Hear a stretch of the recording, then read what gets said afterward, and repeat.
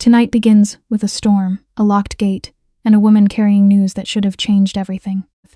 Vivian drives through sheets of rain toward the compound of her husband, Adrian Morrow, the feared leader of a crime syndicate. Hidden inside her coat is an ultrasound photo, already softened at the edges from how often she has touched it. She comes to tell him they are going to have a child. Instead, Adrian leaves her outside in dangerous weather, while another woman waits inside his house. By morning, Vivian is gone. Only her abandoned car and the scan remain. Adrian's panic will look like love, but at first it is something uglier. The shock of a man realizing the person he treated like a possession has vanished. The road is almost empty, washed silver by lightning and rain. Vivian keeps driving, even though every instinct tells her to turn back. Her phone lies silent in the console. She has called Adrian 3 times, and he has ignored everyone. She tells herself there must be a reason. He is busy. He is angry. He will soften when he sees the ultrasound. That small, desperate hope keeps her hands locked around the wheel. In her pocket, the sonogram feels warmer than the rest of her soaked clothes. She has memorized the tiny shape in the picture. The little proof that something innocent still exists between them. She does not want to fight tonight. She only wants her husband to open the gate. For months, Adrian has been slipping away from her, not all at once, never loudly enough for her to name it. First it was late nights, then colder answers, then entire days where he looked through her, as if she were part of the furniture in his mansion. Vivian kept explaining it away. His world was violent. His enemies were constant. Men obeyed him because they feared what happened if they did not. Maybe softness had no place in a life like that, but as his stone estate rises through the rain, massive and guarded, she feels the truth press against her chest. A home can be full of gold and still feel like a fortress built to keep love out. Vivian pulls up beside the intercom and lowers the window. Rain blows straight into the car, cold enough to make her gasp. She presses the button and raises her voice over the storm, telling them who she is and demanding to be let in. At first, only static answers. She presses again, harder this time, and says she knows Adrian is inside. Finally, the speaker crackles. But it is not her husband. A guard answers in a flat voice and tells her entry has been denied. Vivian stares at the black iron gates, unable to understand the words. She is his wife. This is supposed to be her home. She orders the guard to tell Adrian she is here. The silence that follows feels deliberate. The guard hesitates, then refuses again and cuts the line. Vivian sits frozen while rain floods through the open window and soaks her lap. Her breathing turns shallow. The father of her child knows she is outside and he is leaving her there. She grabs her phone with trembling fingers and calls him again, straight to voicemail. She tries once more, nothing. Her control cracks. And she whispers at the screen, as if begging hard enough might force him to hear her. Then lightning flares across the courtyard, bright and merciless. Through the blur of rain, she sees 2 figures crossing the grounds. One of them moves with the familiar confidence she would recognize anywhere, Adrian. The woman beside him is graceful, dry and wrapped in expensive fabric. She looks untouched by the storm, protected in a way Vivian clearly is not. For a second, Vivian cannot move. She only watches them disappear toward the warmth of the house, and something inside her goes quiet. There is no screaming, no pounding on the gate, no dramatic breakdown. The pain is too sharp for that. Her face empties as the truth settles in. Adrian did not miss her calls. He chose not to answer them. Moving like someone half outside her own body, Vivian rolls up the window, shifts into reverse, and drives away. She does not look back at the mansion. Looking back would hurt too much. For 20 minutes, she drives with no real destination. All she knows is that she needs distance from that gate, that house, and the man who just made her feel smaller than a stranger. The road bends through dark trees, slick with water and shining under the headlights. Then her phone vibrates. An unknown number lights the screen. She ignores it at first, but it rings again. On the 3rd buzz, she answers, "Hello." No voice comes through, only broken static and the faint sound of breathing. Vivian asks who it is. The line cuts dead. She looks at the phone, unease sliding through her stomach. Maybe it is a glitch, maybe it is nothing. She throws it onto the passenger seat and keeps driving. Another alert flashes. Vivian glances down, and the blood seems to drain from her body. The message reads, "You should not have come tonight." Her car swerves as fear hits her all at once. She grips the wheel, forcing it straight, then types back with shaking hands, demanding to know who is writing to her. The reply comes almost instantly. "Turn around, go home, forget you were ever there." Rain hammers the windshield so hard, the world outside becomes a moving wall of black water. Vivian checks the mirrors. searching for headlights, for movement, for anything. There is nothing. Only the empty road behind her. Whoever sent the message knows where she has been. And now they know she is alone. The storm grows louder around her, but Vivian barely hears it. Her mind is racing through every possible answer, and each one is worse than the last. Someone at Adrian's estate saw her, someone followed her. Or maybe Adrian himself sent a message to scare her away for good. Then another text appears. You were warned. Her hand tightens on the wheel until her knuckles ache. She whispers no, no under her breath, pushing the accelerator harder, as if speed alone can save her. The car surges forward through the rain. Then the engine coughs. Once, twice. A violent shudder runs through the frame. The lights flicker. The dashboard blinks, and the car dies in the middle of the road. The sudden silence is worse than the storm. Vivian sits there, stranded on an unlit stretch of highway with rain pounding the roof like fists. She checks the fuel. There is enough. The battery light is normal. Nothing makes sense, but the engine refuses to turn over. She twists the key again and again until her wrist hurts. The car gives nothing back. Then her phone vibrates. One word fills the screen. Run. Her breath catches. Slowly she raises her eyes to the windshield. Through the rain and the weak glow of the headlights. A dark figure stands in the road about 30 feet ahead. He is motionless, facing her car, letting the storm beat against him as if he has all the time in the world. Vivian locks the doors. The click sounds far too small. The man in the road begins walking toward her, slow and steady, without any rush at all. That is what terrifies her most. He knows she cannot leave. She fumbles with her phone, trying to text for help, but her fingers will not obey. The figure comes closer, 15 feet. In one hand he carries something heavy, something long enough to catch the headlights when lightning flashes. 10 feet. Panic forces Vivian back toward the last person she should have to beg. She calls Adrian. The phone rings once, then slips into voicemail. She whispers his name anyway, as if he might still hear her through the dark. The attacker stops at the front of the car and stares through the windshield. Vivian cannot see his face, only the shape of him, broad and patient. Her phone lights up again. He cannot help you now. The words take away the last thin thread of hope she had left. The man moves to the driver's side and pulls the handle. Vivian screams and scrambles away, pressing herself against the passenger door. 3 slow strikes hit the window, not wild, not frantic, deliberate. The glass trembles under each blow. She begs him to stop, but he only tilts his head as if studying her fear. When the door still does not open, he starts circling the car. Rain lashes the windows. Vivian crawls across the front seat, searching blindly for her phone after it slips from her hand. Her voice breaks as she manages to shout her location into an emergency call, but the words are swallowed by static. Then the crowbar rises outside the glass. The window bursts inward with a deafening crash. Shards scatter across her coat, her hair, her trembling hands. A gloved arm reaches through the broken frame, searching for the lock. Something in Vivian snaps. She is no longer the quiet wife trying to survive by staying small. She lunges across the console and sinks her teeth into his arm, with every bit of strength she has left. The man jerks back with a howl. For one precious second, he lets go. Vivian gasps, tasting blood and rain, then hears the sharp click of the lock giving way. The driver's door swings open, letting the storm pour. In a dark shape, leans toward her and hisses that she is going to pay for that. His hand reaches for her throat. Vivian kicks with both legs, driving her heel into his chest. He stumbles backward into the mud. She does not wait to see if he falls. She throws herself out through the passenger side, hits the wet ground hard and runs. Branches cut her face. Mud sucks at her shoes. Behind her, through the rain, she hears heavy boots striking the road. Fear makes her look back. It is a mistake. Her foot finds empty air, and the ground disappears beneath her. Vivian tumbles down a steep ravine, slamming against rock, mud, and broken branches until the world becomes pain and motion. At the bottom, she lies stunned, unable to breathe. One hand moves to her stomach before she can stop it, the baby. The thought pulls her back into herself, gritting her teeth. She drags her body up the opposite bank. When she reaches the wet grass, she collapses and waits for the man to come after her, but he does not. Across the ravine, he stands beneath a flash of lightning. Then he slowly raises one hand and waves. Now we leave Vivian in the freezing woods and return to the warmth of Adrian's study. The room is rich, dim, and suffocating. Adrian sits with a glass of dark liquor in his hand, staring at nothing. He knows what he did at the gate. He knows the sound of Vivian's voice is still trapped somewhere in the walls. The door opens, and Celine steps into the low light with perfect confidence.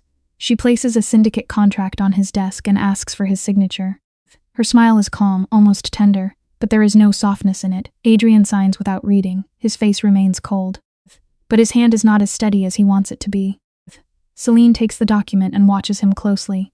Adrian can feel her studying the crack in his mask. He remembers Vivian at the gate, soaked and shaking, asking to be let in. He had told himself that keeping distance was control. That tenderness made him weak.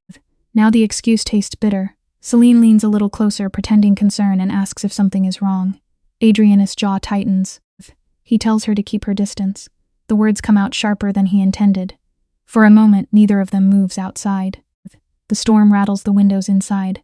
The silence feels crowded with everything Adrian refuses to say. Celine turns to leave, but Adrian stops her with a short command. He tells her to stay in the guest wing until the storm passes. It sounds practical, almost polite. It is not. It is weakness disguised as hospitality. One more decision he makes because facing Vivian would require more courage than he has tonight. Celine's lips curve in satisfaction. She presses a cold kiss to his cheek before leaving him alone. Adrian stares into the reflection in his glass for several long seconds. He does nothing. He could call Vivian. He could send someone after her. Instead, he pours more whiskey. Dawn is just beginning to pale the curtains when his phone vibrates across the desk. Adrian looks at the screen, and the color drains from his face. Missed calls from Vivian. Too many, before he can return the first one. The study doors burst open. One of his men stands there, soaked from the storm and nearly breathless. A destroyed car has been found on Highway 9. It belongs to Vivian. For a second, Adrian does not understand the words. Then the glass slips from his hand and shatters across the stone floor. He crosses the room so fast the man flinches. Adrian grabs him by the collar and demands the exact location, all the distance, all the pride. All the coldness he had used to protect himself turns into panic in an instant. The mansion wakes under Adrian's orders. Men rush through the halls. Engines roar outside. Weapons are loaded. Vivian is missing. And every second feels like an accusation. Celine appears on the grand staircase in a silk robe, playing the part of a confused guest. She asks what happened. Adrian ignores her at first, then stops. One detail cuts through the chaos, the time. He turns slowly and asks when she arrived the night before. Celine says 8.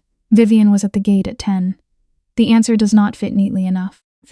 Adrian steps closer, his voice quiet now, and asks whether she saw anyone outside. Celine's expression does not change, but the silence around her seems to tighten. Adrian studies her face, searching for the smallest flicker of guilt. Celine gives him nothing. Either she knows nothing, or she is better at hiding fear than he ever imagined. He orders her to remain inside the house and storms out. Moments later, his black sedan tears down the mountain road. Adrian drives too fast, one hand locked around the wheel, the other gripping his phone. Every turn throws headlights across wet stone and trees. He keeps seeing Vivian in fragments, her hand at the gate, her face in the rain. Her name glowing unanswered on his screen. The car accelerates, but the memories keep pace. Then the dashboard lights with an incoming call from Marcus. Marcus gives the report through heavy static, blood on the seats, safety glass across the asphalt. Vivian's phone broken in the footwell. Tire marks suggest the attack happened hours ago. Adrian's chest tightens until breathing hurts. For hours, his wife was alone in the rain, calling him, while he sat in his study pretending he had control over everything that mattered. He orders Marcus to pull every camera feed within 20 miles. Roadside cameras, private gates, gas stations, toll points, anything. He wants faces, plates, shadows if that is all they have. Marcus says his men are already moving. Adrian does not answer. His eyes stay fixed on the road. Colder now, but the guilt is still there. The sedan skids to a stop at the highway perimeter. Armed men stand in the rain around Vivian's ruined car. The driver's door hangs open, twisted and useless. Adrian steps out and stops as if the sight has struck him in the chest. The cabin is empty, but it is not quiet. Everything inside tells the story. Torn leather, broken glass, streaks of blood, muddy prints near the door. Marcus approaches with Vivian's cracked phone. Adrian takes it with trembling fingers and wakes the screen. 23 missed calls. Almost all of them to him. He stares until the numbers blur. She had reached for him over and over, and he had left her alone with the monster outside her door. Marcus hands him another evidence bag. Inside is a cheap burner phone, found half buried in mud. Adrian scrolls through the recovered messages. You should not have come tonight. Turn around. Run. Every word feels aimed at him as much as Vivian. Whoever did this had eyes on the estate. They knew she came. They knew she was refused. Marcus asks what he means, and Adrian has to say it aloud. Vivian came to the gates for shelter. and he locked her out. No one moves. Even the men around him seem to understand that something has broken beyond strategy. Adrian looks back at the road disappearing into the trees, and for the first time in years he looks afraid. The ultrasound photo is found folded inside Vivian's coat, damp but still readable. 8 weeks. Adrian holds it in both hands as rain runs down his face, a tiny shape, a fragile beginning, the future she had driven through the storm to show him. He does not speak. Marcus stands beside him waiting for an order, but Adrian's world has gone very still. He remembers the way he refused her, the way pride had sounded reasonable in his own head. Now all that remains is a grainy image, and the knowledge that she had come to him with hope. His hand closes around the scan carefully, as if even now he might damage it. When he finally looks up, something in his expression has changed. Adrian's grief turns hard. He demands the security feeds, the trace on the burner, the names of every guard on duty, and the full list of anyone who knew Celine was inside his house. His voice is low, dangerous, and stripped of anything human. The camera returns to Vivian's car, where rain beats against crumpled steel. The damage is brutal, but it also shows she fought. Scratches score the dashboard. Blood marks the broken window. Mud is smeared across the passenger seat where she crawled out. Adrian follows the boot prints away from the road toward the ditch. Each step pulls him deeper into the truth. Vivian did not disappear quietly. She was hunted and she refused to go easily. The tracks lead to the edge of the woods. Adrian kneels in the mud and studies a deep boot print pressed into the wet earth. Size 12. Military tread, tactical. Not random, not a desperate thief. This was planned for the storm, for the darkness. For the moment, Vivian was pushed away from the one place she should have been safe. Marcus stands behind him, silent. Adrian takes out a burner phone and calls his hacker. He wants the number traced now, no excuses. As he waits, his mind moves through enemies. Old rivals, unfinished wars. But one detail keeps cutting through the noise. The attacker knew about the gate. Someone close enough to his house had opened the door to this nightmare.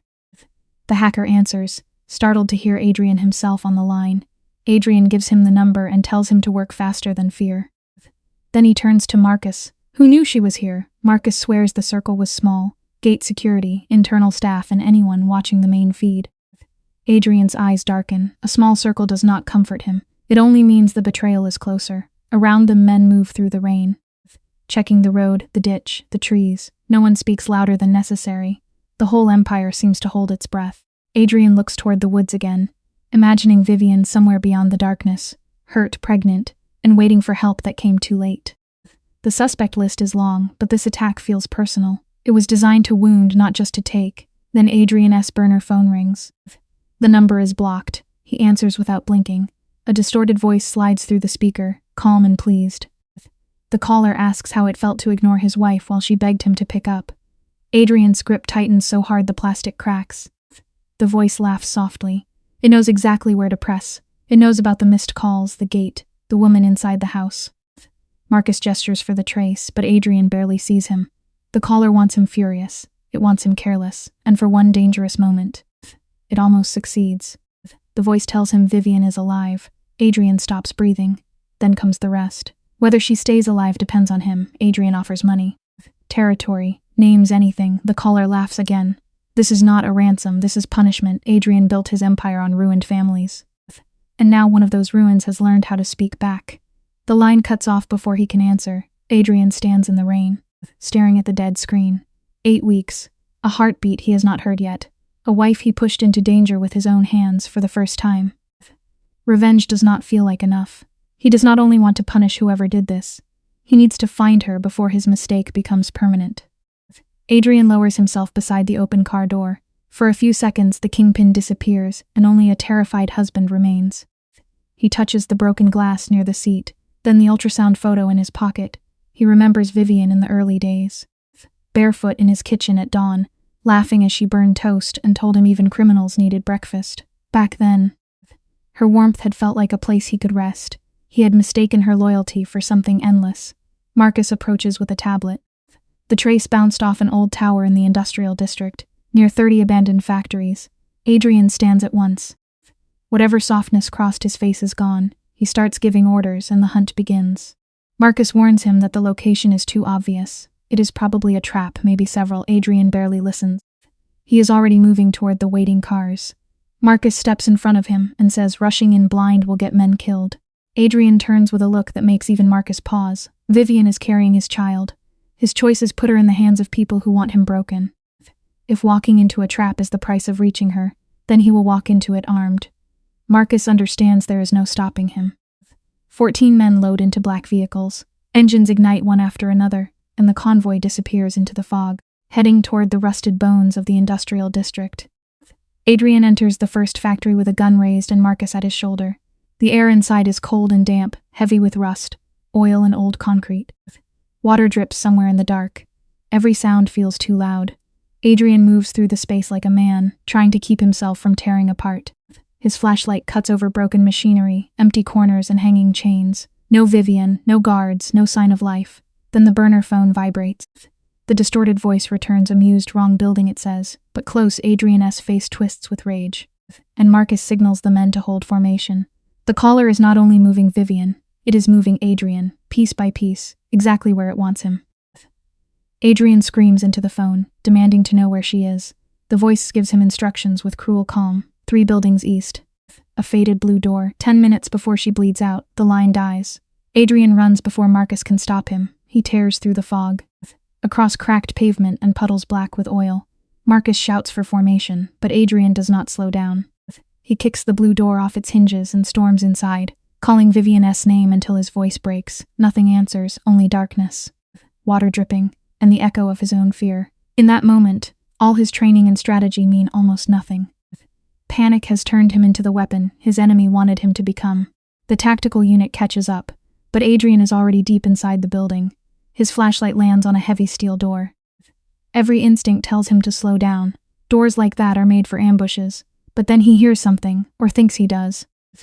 A faint scrape from the other side. He shoves the door open and enters a windowless room lit by a single harsh bulb. A metal chair sits in the center, empty. Leather restraints lie on the floor, still warm.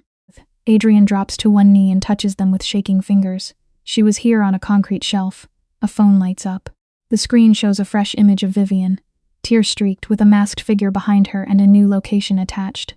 Adrian's control breaks, a raw sound tears out of him, half rage, half grief. Marcus reads the coordinates and radios for every heavy unit to converge on Pier 14. Adrian is already moving. By the time his men reach the vehicles, he is behind the wheel himself.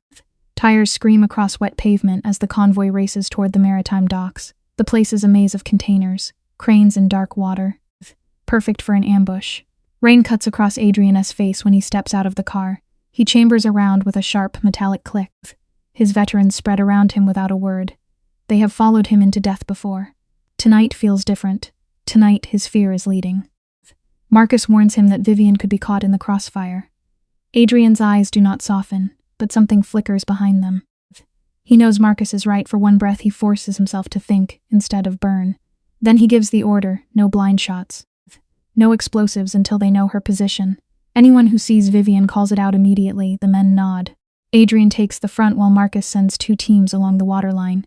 At the warehouse doors, Adrian pauses long enough to hear the rain, the distant groan of metal and his own heartbeat. Then he kicks the doors open. Gunfire erupts from the dark, and the night splits apart. Inside, the warehouse becomes chaos. Bullets tear through wood and metal. Sparks spit from the walls. Adrian moves behind a concrete pillar, returns fire, and cuts down 2 snipers on the rusted catwalk. He advances through rows of shipping crates, reading shadows and angles with brutal focus. A man rushes from a blind corner. Adrian pivots, breaks his grip, and drives him hard against the floor. The man bleeds from the mouth but smiles anyway. Adrian presses the gun beneath his chin and asks where Vivian is. The man whispers that he is too late. Adrian's face goes still. A shot cracks through the room, and the smile disappears. Then Adrian rises and keeps moving. They reach a reinforced steel door at the back of the warehouse. Marcus plants the charge low and pulls away. The blast punches smoke into the corridor. Adrian steps through before it clears. In the room beyond, 10 armed men wait. At the center sits Vivian, bound to a chair, pale, bruised, and shaking under the white overhead light. The sight nearly stops him. Her eyes find his, and for 1 second, relief breaks through the terror on her face. Then a tall, masked operative grabs her from behind and presses a gun to her temple. Adrian freezes. Every man in the room freezes with him. The operative's voice is calm as he orders Adrian to lower his weapon. Vivian cries behind the tape over her mouth. but her eyes stay on Adrian. She is terrified, and still she trusts him to find a way. That trust cuts him worse than any bullet. Adrian slowly lowers his gun, keeping his voice steady. He tells the masked man that without Vivian, he has no shield and no future. The man only shrugs. He is not here for a future. He is here to make Adrian understand helplessness. Adrian demands his name. The man laughs and speaks of families burned, brothers buried, and debts left unpaid. Then Adrian understands. Voss, he says quietly. The room seems to shrink around the name. Adrian asks if he is Gabriel Voss' son. The man snaps back that he is his brother. Gabriel died because of Adrian. And now Adrian will watch his own family suffer. Adrian says Voss started the war. But even he hears how empty it sounds with Vivian trembling in front of him. He cannot take the shot. The angle is wrong. One mistake and Vivian dies. Their eyes meet and the world narrows to that single silent line between them. Vivian sees the tiny shift in Adrian's hand. She understands. With a sudden violent movement, she bites down on her captor's hand. He flinches. Adrian fires once, hitting the man's shoulder, then lunges forward before he can recover. The room explodes. Guards open fire. Adrian throws his body between Vivian and the bullets, dragging the masked man down as Marcus' team storms in. The fight lasts only seconds, but it feels endless. Gunshots, shouting, bodies hitting concrete, the white light flickering overhead. When it is over, Adrian is bleeding from a graze across his shoulder, but he barely notices. He cuts through Vivian's restraints with a shaking blade. The moment she is free, her body folds in on itself. She hyperventilates, apologizing again and again, as if surviving has somehow made her guilty. Adrian takes her face in his hands and forces her to look at him. No, he says, voice breaking, this is on me. For the first time, Adrian does not hide behind power. He tells her he failed her. Vivian sobs so hard the words barely come out. But she still says them. She came that night because she was pregnant. Adrian presses his forehead to hers, eyes closing with pain. He tells her he found the ultrasound. For a fragile second, the warehouse, the blood, and the bodies seem far away. Then Marcus pulls them back to the present, warning that sirens are moving toward the docks. Vivian tries to stand, but her legs give out. Adrian catches her before she hits the floor. He lifts her into his arms and carries her out through smoke, rain, and flashing red light. Outside, his men move quickly to erase what can be erased. Adrian places Vivian in the back seat of the car and wraps a coat around her shoulders. She stares through the windshield without really seeing it, her eyes fixed somewhere far beyond the docks. Adrian looks at her bruised wrists, then at the slight curve of her stomach. The weight of it almost takes his knees from under him. Someone asks if he is steady. He lies and gets into the car. When he says they are going to the hospital, Vivian comes back to herself at once. Her hand flies to her stomach. The baby, she whispers. Adrian takes her hand. We were going to find out. I am not leaving you. The drive to the hospital is quiet except for the rain and Vivian's uneven breathing. After a long time, she asks why he came. The question hurts because he knows what she really means. Why now? Why not at the gate? Why only after she was taken? Adrian keeps his eyes on the road and answers without armor. He was cruel. He was afraid of needing her. He confused control with strength until it nearly cost him everything. Vivian listens exhausted, tears sliding silently down her face. She admits she still loves him, and the confession sounds more painful than romantic. Adrian takes her hand and says he will tear down the life that put her in danger. Vivian does not melt. Words are easy, she says. The hospital is too bright after the storm. White floors, white walls, the smell of bleach, the soft squeak of shoes in the hallway. Adrian sits in the waiting area with blood dried into his shirt, refusing treatment until he knows Vivian and the baby are safe. Marcus handles the police outside with quiet efficiency, but Adrian barely hears the updates, for once. His money and threats cannot open the door faster. A nurse tries to move him because of the blood, and the gun still visible beneath his coat. One look from him sends her back a step, but the fear in his face is not something he can intimidate away. He is reduced to waiting. When the doctor finally appears, Adrian is on his feet before she says his name. He demands answers. She looks at him with no interest in his reputation and gives the facts clearly. Vivian's vitals are stable. Most of her injuries are bruises, cuts, and shock. The baby's heartbeat is strong. Adrian grips the wall as relief hits him, sudden and almost violent. He asks to see her. The doctor's eyes move to his bleeding shoulder. First he gets treated, then he goes in. Adrian opens his mouth to argue, then stops. For the first time that night, he obeys. He sits down in a treatment chair, while another doctor cleans the wound, his eyes never leaving the door. 20 minutes later, stitches pull tight across Adrian's shoulder. He walks straight into the trauma ward. Vivian looks small against the hospital sheets, surrounded by IV lines and pale light when she sees him. She gives him a weak smile that nearly breaks him. He notices every mark, rope burns, bruises, tiny cuts along her cheek swelling near her wrist. Rage rises in him again, but this time it has nowhere useful to go. Vivian reaches for him and he takes her hand carefully, afraid of hurting her even with his touch. Neither of them speaks for a while. The machines beep, softly, outside the window. Dawn begins to push the storm away, but inside the room the night is still sitting between them. The doctor confirms again that the baby is alive. Vivian nods as if she understands, but her eyes look empty. Adrian sits beside her and asks for forgiveness in a voice too raw to sound like a command. She looks at him for a long time. She has nothing to give him yet, and they both know it. Finally, she asks for a name. Who did this? Adrian does not look away. Celine Voss. The name lands between them like a second wound. Celine had not simply stood beside him at the estate. She had helped build the trap around Vivian's worst fears, then waited for them to close. Vivian turns her face toward the ceiling, and one tear slips into her hair. Adrian tells her what remains of the Voss family. Gabriel is dead. His brother died at the docks. Their network has been torn open. A normal woman might flinch at how calmly he speaks of blood and bodies, but Vivian only stares at the ceiling. After everything. The word that leaves her mouth is quiet and frightening. Good. Adrian watches her, shaken by the change in her voice. She sounds less like the woman at the gate, and more like someone who has been forced to learn his language. He tells her what to say when the police come. Self-defense, masked attackers, no clear memory. Vivian listens without arguing. The official story is already being written around her. The city police will not push too hard. Adrian has made sure of that for years. Vivian asks about Celine, and his voice turns cold. She ran the moment the plan collapsed. His men are looking. Vivian closes her eyes, but sleep does not come. She tells him she was terrified in the car, in the woods, in that chair, even when she thought he had abandoned her. Some part of her still believed he would tear the world apart if he knew. The admission cuts both ways. Adrian lifts her bruised hand to his lips. But he does not pretend it fixes anything. Vivian lets him hold it, not because everything is forgiven, but because she is too tired to keep every wall standing at once. For a few minutes, the room almost feels still. Adrian sits close to Vivian, one hand wrapped around hers, the other resting near the edge of the bed. Then Marcus enters and the air changes. Adrian's body reacts before his face does. His shoulders straighten, his eyes sharpen. The husband disappears, and the predator returns. Marcus speaks quietly, careful not to wake the nurse's attention outside the door. Celine did not act alone. The decrypted files show another handler, someone feeding her information, money, and access. Vivian opens her eyes. Adrian does not move, but the hand holding hers tightens. Relief had barely begun to breathe before the next threat found its way into the room. Marcus lays the tablet on the table, names, transfers, call logs, camera gaps. Celine was only one piece of something larger.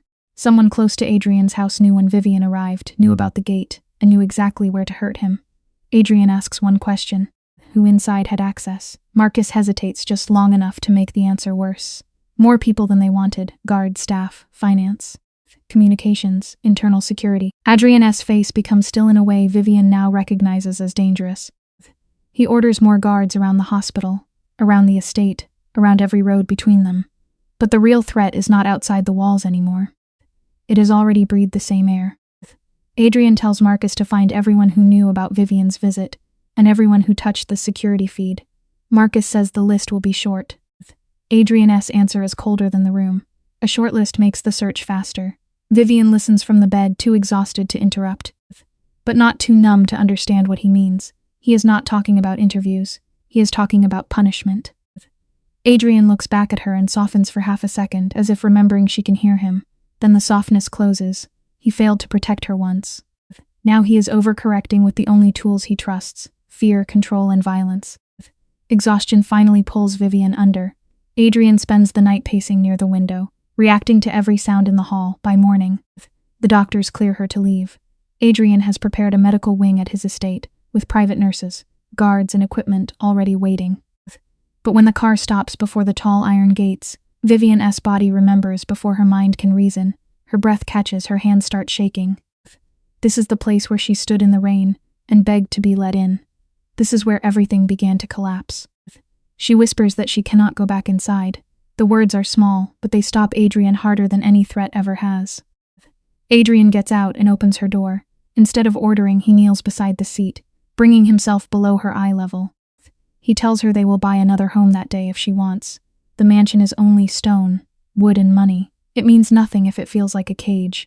Vivian stares at him, confused by how quickly he offers to abandon the place that once seemed to matter more than anything.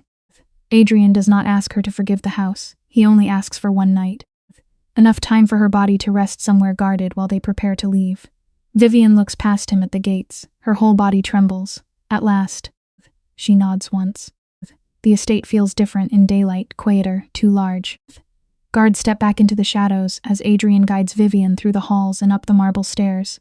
The master bedroom is enormous, filled with gold trim, heavy curtains, and polished surfaces that reflect nothing warm. Vivian stands in the middle of it, arms wrapped around herself. She says it feels like a museum, not a room where two people ever loved each other. Adrian looks around as if seeing it for the first time. He admits it was built for his pride, not their life. Vivian gives a tired, humorless laugh. "You needed a throne," she says. "I needed a husband." Her voice grows sharper now that they are alone. Where was this man when she spent months eating dinner by herself? Where was he when she stopped reaching for him because rejection had become too familiar? Where was his tenderness before she was bruised, pregnant, and almost dead? Adrian stands still under the weight of it. For once, he does not interrupt.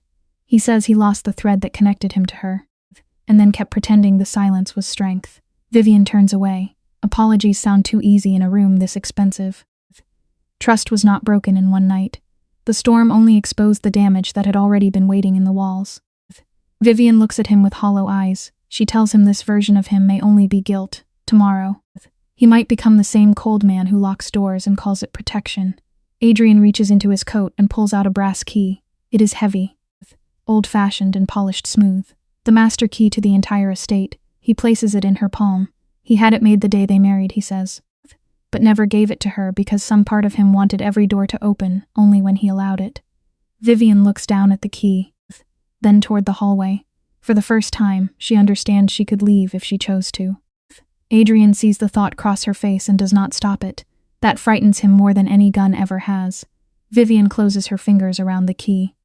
She could walk out, vanish, protect the child from all of this. She could stay and demand the impossible from a man built by violence.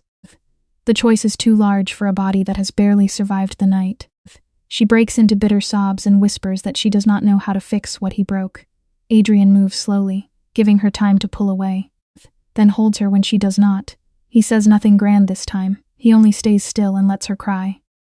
Vivian's hands rest against his chest, not quite embracing him, not quite pushing him away. Exhaustion finally takes over, and she falls asleep against him. Adrian stays still until her breathing evens out.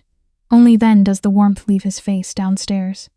Marcus waits beneath the cold glow of a tablet. 12 faces appear on the screen: guards, staff, contractors, finance. Adrian studies each one in silence. The tenderness from the bedroom does not follow him into this room. Here he becomes the man his enemies fear. But now, beneath the old cruelty, there is something new, the fear that every violent choice may push Vivian one step closer to that open door. His gaze stops on Chen, the financial manager who has served him for 7 years. The numbers tell the story before Marcus has to say it. A $200,000 deposit, timed too perfectly with Vivian's abduction. Gambling debts, secret calls. A trail clumsy enough to look desperate. Adrian stares at the screen, and whatever mercy he might have found upstairs disappears. He orders Chen taken alive, quietly. No disturbance near Vivian. Marcus nods, already sending the instruction. Adrian looks once toward the ceiling, toward the room where his wife sleeps. Then he turns back to the tablet.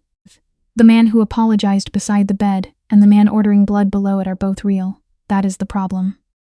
Before leaving, Adrian pauses at the bedroom door. Vivian is asleep, one hand curled near her stomach. For a moment, his expression almost softens. Then he closes the door and descends into the part of his life he promised to change, but has not yet learned how to escape. The scene cuts to an abandoned warehouse, damp and bare, where fear seems to echo off the concrete. Chen is tied to a steel chair, begging before Adrian even speaks. Adrian moves slowly, almost calmly. That calm is worse than shouting. He sets one rule, one question at a time, and every lie will cost him. Chen's crying fills the room. Adrian asks whether Chen sold information about Vivian. Chen denies it, but his voice breaks in the middle. Adrian lifts a heavy iron tool from the table. He does not swing at first, he lets Chen look at it. That is enough. Chen collapses into the truth. The bribe, the debts, the men who promised they only needed access to the gate logs. He swears he did not know Vivian would be hurt. He thought it was business. He thought it was only leverage. Adrian steps closer, face empty. You thought my wife was leverage. Chen sobs harder. The room is silent except for his pleading, and the rain dripping somewhere beyond the walls. When Chen learns Vivian is pregnant, all color leaves his face. He swears he would never have agreed if he had known. Adrian looks at him with open disgust. Would it really have stopped him, or only raised the price? Chen has no answer. He begs for his life, for his wife, for his children, for 1 second. The word children reaches Adrian. He sees the ultrasound in his mind. Then Vivian's hand around the key. His jaw tightens. He does not forgive Chen, but he does not let rage fully own the moment either. He orders Marcus to make Chen disappear into a cell until every name behind him is uncovered. Chen's screams follow Adrian out into the thunder. Adrian returns home after midnight expecting Vivian to be asleep. Instead, she is sitting upright in the dark, eyes wide and fixed on the door. Fear has trained her body to stay awake. Adrian does not lie. He tells her Chen was the leak and that Chen is alive for now, locked away until he gives them the rest. Vivian's face tightens. She hears the restraint, and she hears the threat beneath it. Adrian says he wanted Chen dead. He still does, but he remembered her holding that key. The truth hangs between them, heavy and unfinished. Vivian looks at him as if seeing the full shape of the man she married. Not redeemed, not safe, trying perhaps, but still dangerous. What kind of monster did I marry, she asks. Adrian does not flinch. Slowly, he removes the last polite layer of himself. He tells her he runs an empire built on fear. He has ordered deaths before. He has made enemies vanish. He does not enjoy killing. But he does not carry the guilt the way she thinks he should. Each sentence lands harder than the last. Vivian's eyes fill, but she does not look away. Adrian seems to be waiting for her to recoil. Maybe part of him wants it. Rejection would be simpler than being seen. But Vivian stays where she is, pale and shaking, trying to understand whether love can survive this much truth. After a long silence, Vivian reaches out and touches his arm. Her fingers tremble. She says she always knew there was blood somewhere in his world. She chose not to look closely because denial was easier than fear. But the baby changes that. She cannot raise a child inside a beautiful lie. She will not pretend his world is clean just because he comes upstairs with soft hands and softer words. Adrian listens without interrupting. Vivian's voice grows steadier. She does not know if she can survive beside him. She does not know if he can change, but from this moment on, she will see everything. No locked rooms, no half-truths, no protection that looks like a cage. Vivian forces him to meet her eyes. A man cannot wash blood from his hands at night and cradle a newborn at dawn, as if the darkness will politely stay outside the nursery.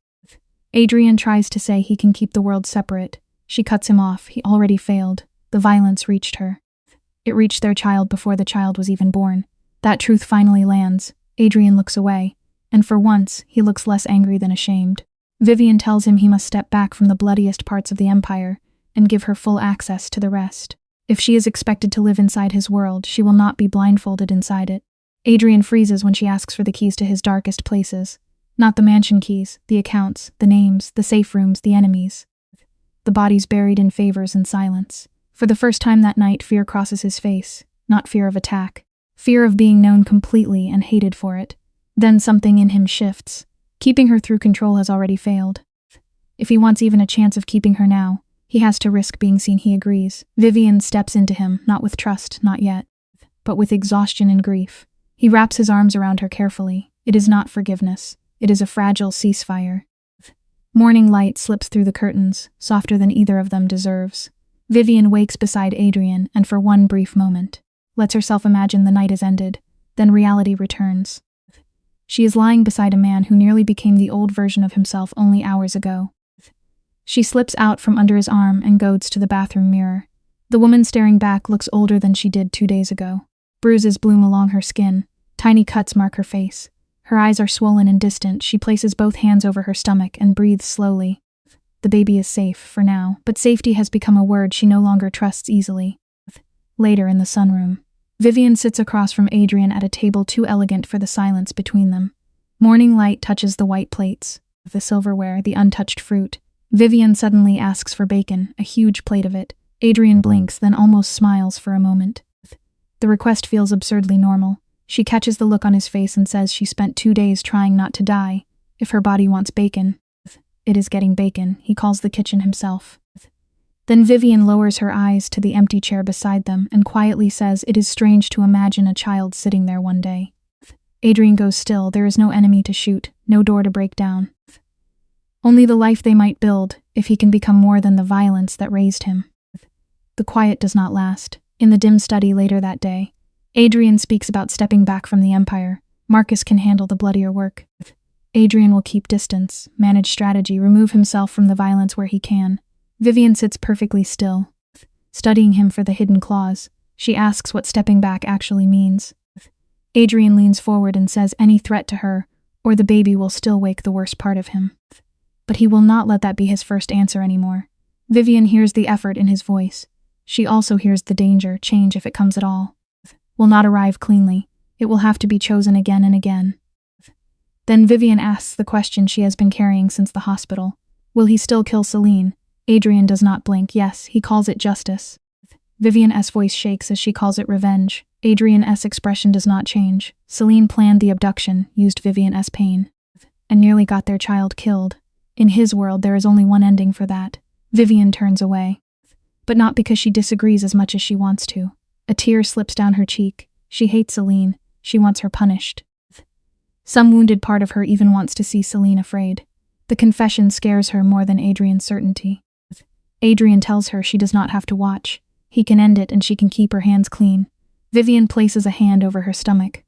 What will that teach their child? That every wound must be answered with blood. Adrian says the world is ruthless, and their child must understand betrayal has a cost. Vivian looks at him for a long moment. She knows he believes that. She also knows he was shaped by the same rule.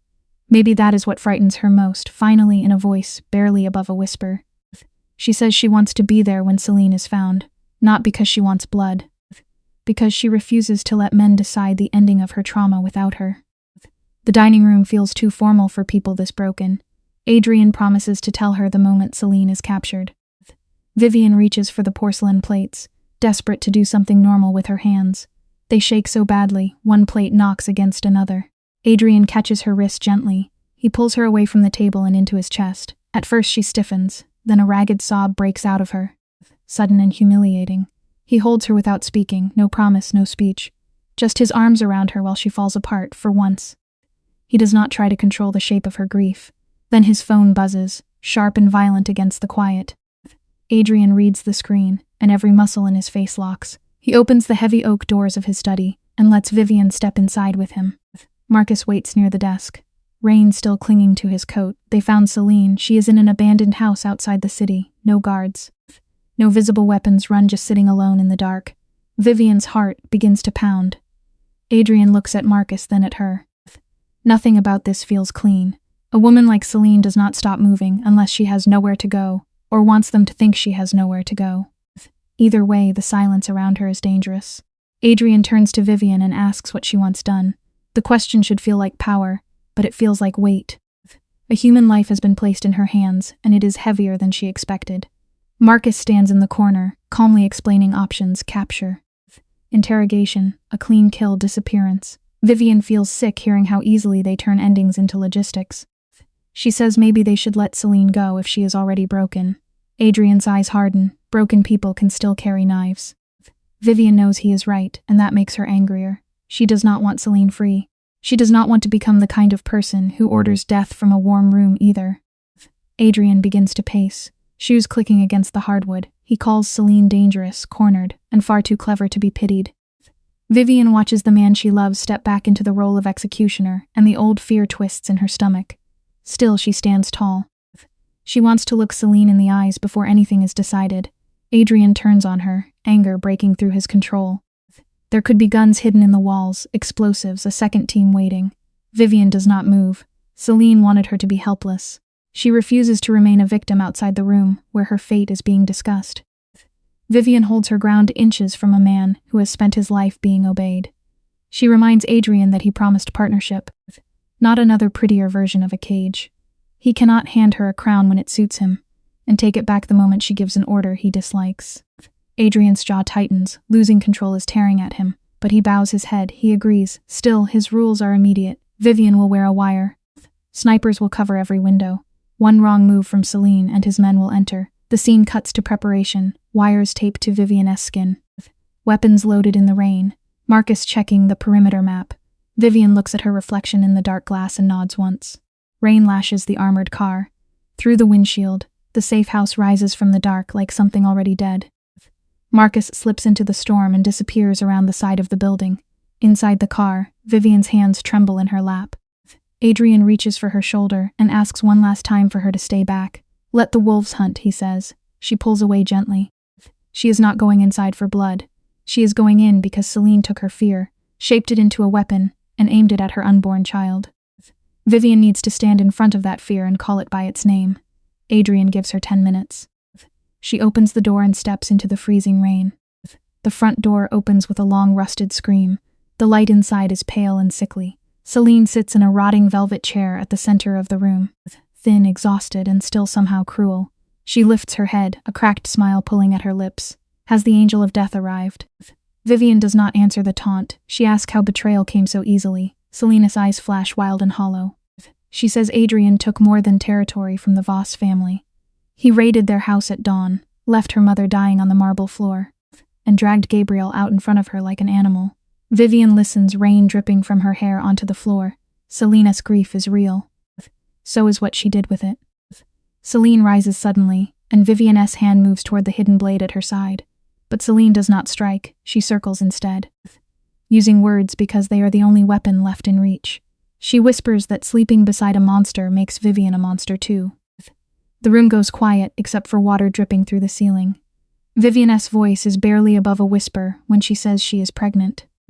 The air changes. Celine's smile breaks. Horror spreads across her face, raw and unguarded. She swears she never knew. Vivian asks whether knowing would have stopped her. Celine opens her mouth, but no lie comes. Revenge, she admits, had blinded her to everything else. For a moment, Celine looks less like a mastermind and more like a woman who has been starving on hatred for years. Then her trembling stops. Her eyes shift toward the cracked mirror behind Vivian. Vivian sees it too late, a tiny red blink reflected in the glass. Hidden beneath Celine's collarbone, a transmitter outside. Adrian's voice crackles in Vivian's earpiece, suddenly sharp. Vivian, step back. Celine smiles through her tears and whispers that Adrian was never the final monster in this story. He was only the door. Every light in the safe house dies at once, in the sudden dark. Celine says a name Vivian has never heard before. Tell Adrian that father is coming. Every Mafia boss story is not only about power, money, revenge, or fear. Beneath the violence and darkness, there is often a painful human lesson about choices, consequences, loyalty, family, and the price of ambition. This story reminds us that no matter how powerful a person becomes, no one can escape the truth forever. Hundreds of people, and make others tremble at the sound of his name.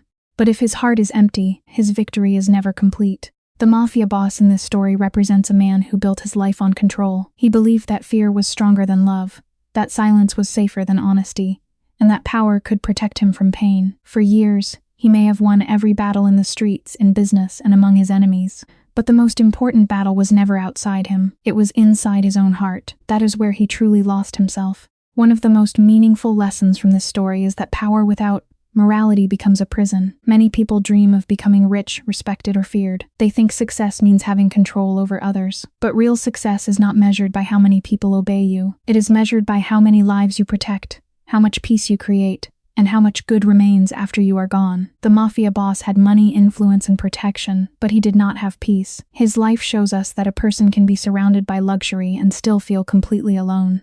Another important lesson is that loyalty is valuable, but blind loyalty can destroy lives. In the world of crime, loyalty is often treated like the highest law. People are expected to follow orders without question. Never mean giving up your conscience. A loyal person does not simply protect someone's secrets. A loyal person also has the courage to stop someone from destroying themselves. This story teaches us that loyalty without honesty is dangerous. Real loyalty should be connected to truth, respect, and moral responsibility.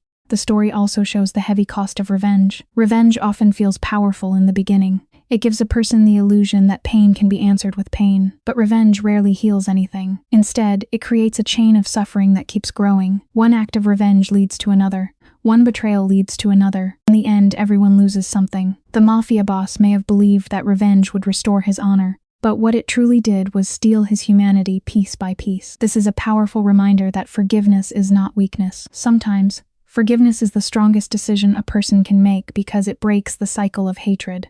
Family is another central lesson in this kind of story. Many mafia bosses claim they do everything for family. They say they commit crimes to protect the people they love. But protection without honesty can become another form of harm. A family does not only need money or security. A family needs trust, emotional safety, and love that is not poisoned by fear. If a father, husband, brother, or son becomes powerful but loses the ability to show tenderness, then his family may live in a beautiful house, but still feel trapped inside it. This story reminds us that children and loved ones often pay the price for the choices of powerful men. The mafia boss may think his decisions only affect his enemies, but every secret, every violent act, and every betrayal leaves a shadow over the innocent people around him. That is why one of the strongest educational messages is this: before making a decision, we must ask ourselves who will suffer because of it. A selfish choice may bring temporary success, but it can create long-term pain for the people we love most.